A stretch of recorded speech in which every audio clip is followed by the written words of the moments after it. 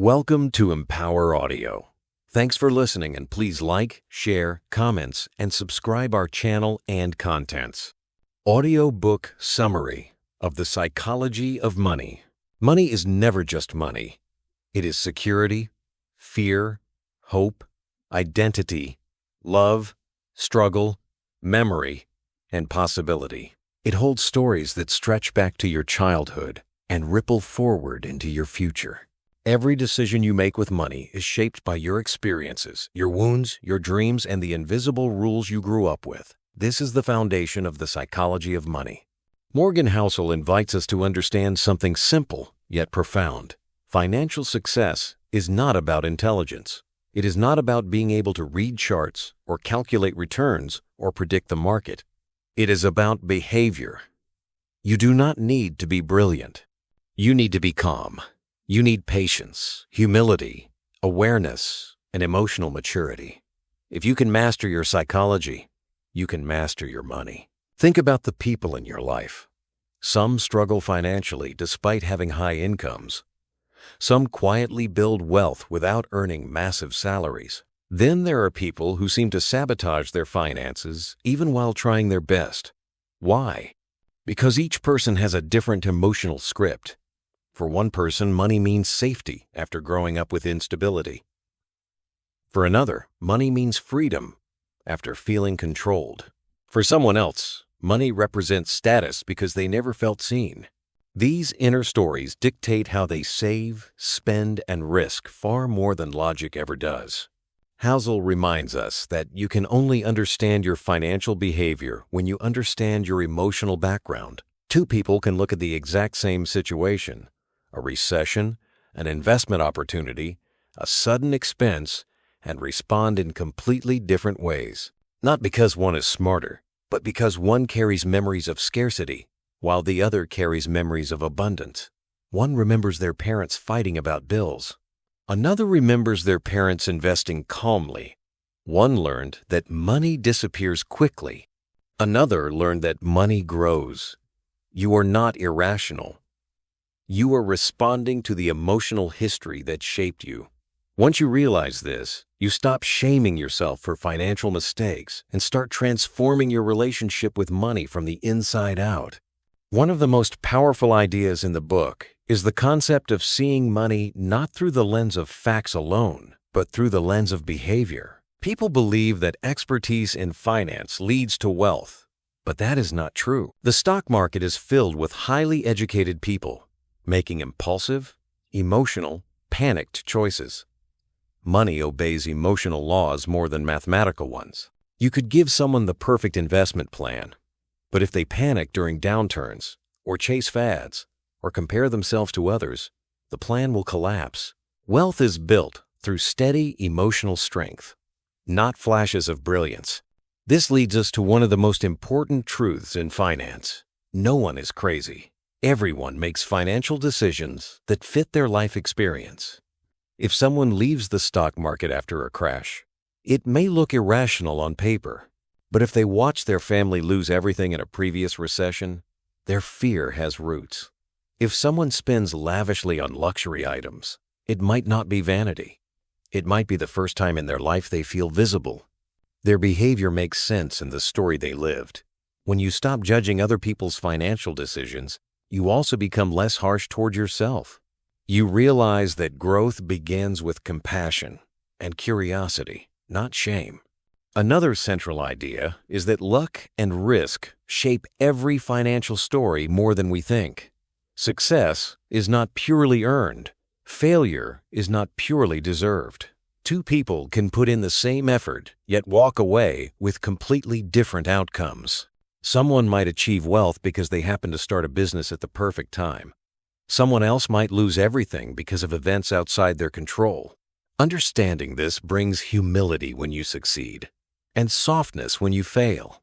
It reminds you not to worship wealthy people or condemn those who struggle.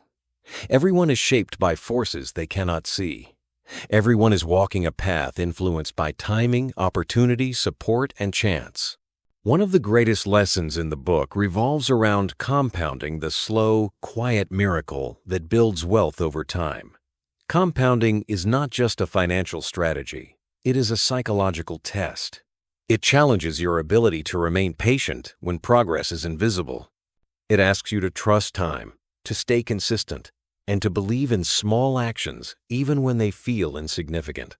The reason icons like Warren Buffett became so wealthy is not because they earned spectacular returns.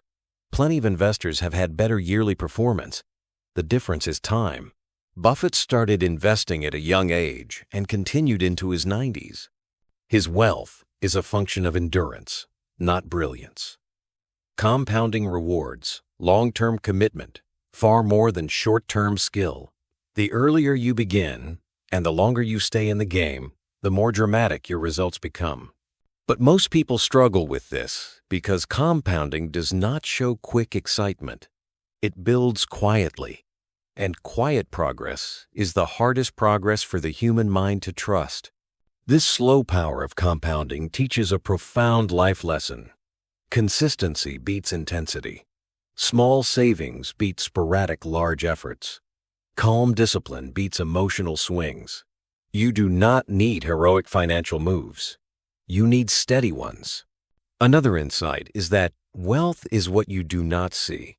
Modern culture worships displays of affluence, cars, homes, vacations, luxuries, but these are signs of spending, not wealth. True wealth is the money you keep, not the money you show. It is the freedom built quietly over time, not the lifestyle displayed loudly in public. Many people live in expensive houses, yet are stressed, buried in debt, and terrified of any financial disruption. Meanwhile, someone living modestly may have a strong net worth, a healthy safety cushion, and absolute peace of mind. This idea helps you detach from comparison. You stop feeling pressure to match other people's lifestyles. You stop assuming that visible wealth equals real wealth. You understand that financial security is built from disciplined choices, not public image. You realize that appearing rich and being rich are two very different paths. Another psychological challenge is the endless chase for more. Without a personal definition of enough, you will always feel behind. You will always feel inadequate.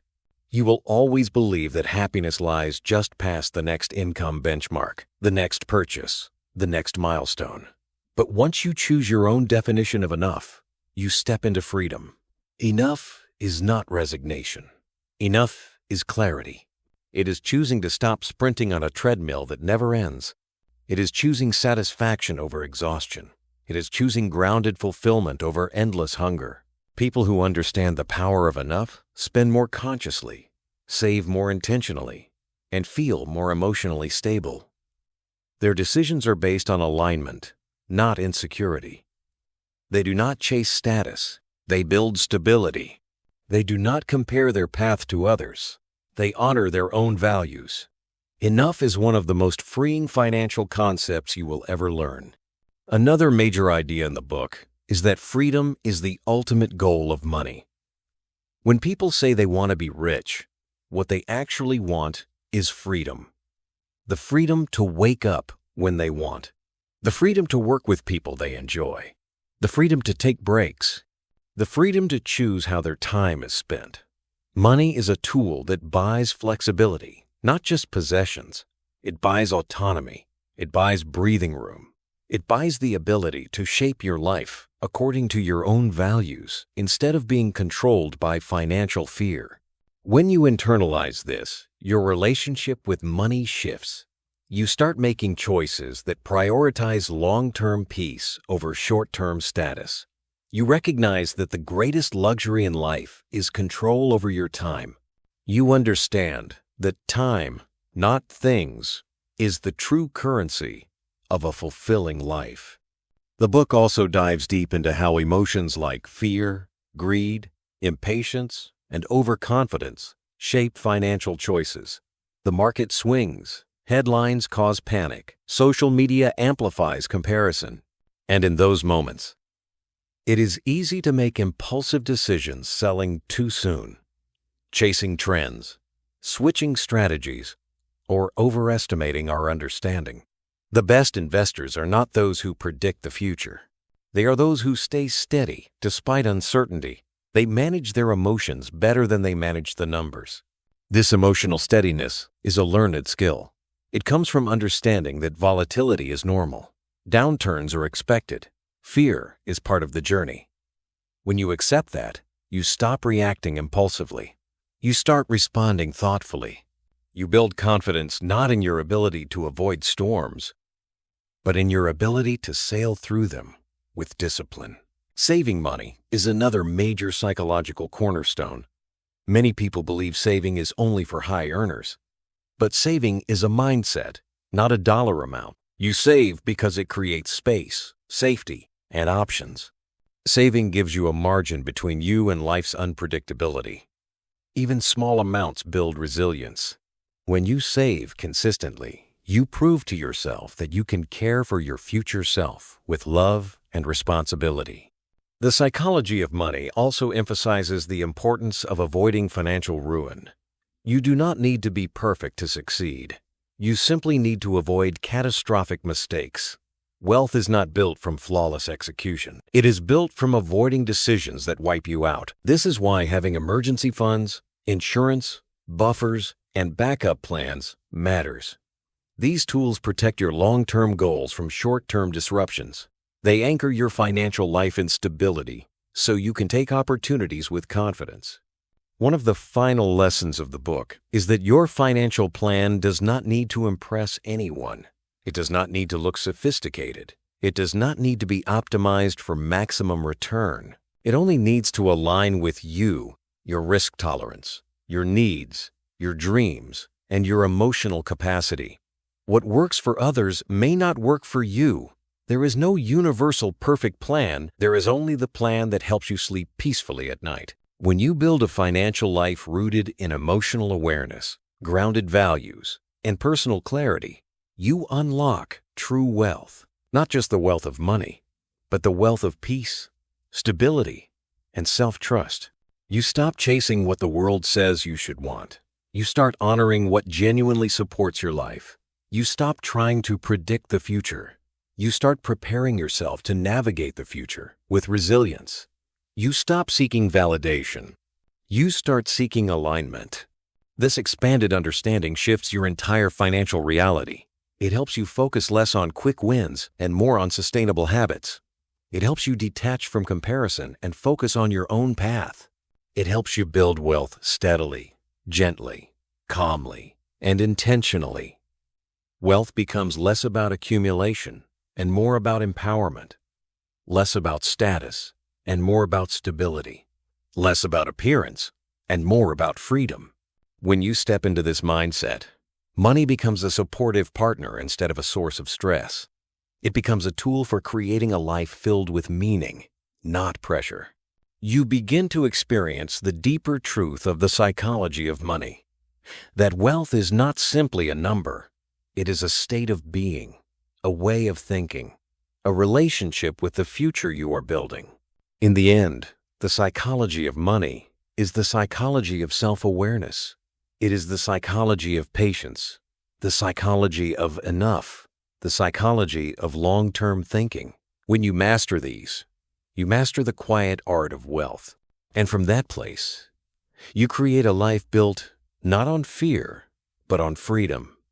Not on pressure, but on peace. Not on chasing, but on choosing. Thanks for listening, and please subscribe and follow for more content. Empower Audio.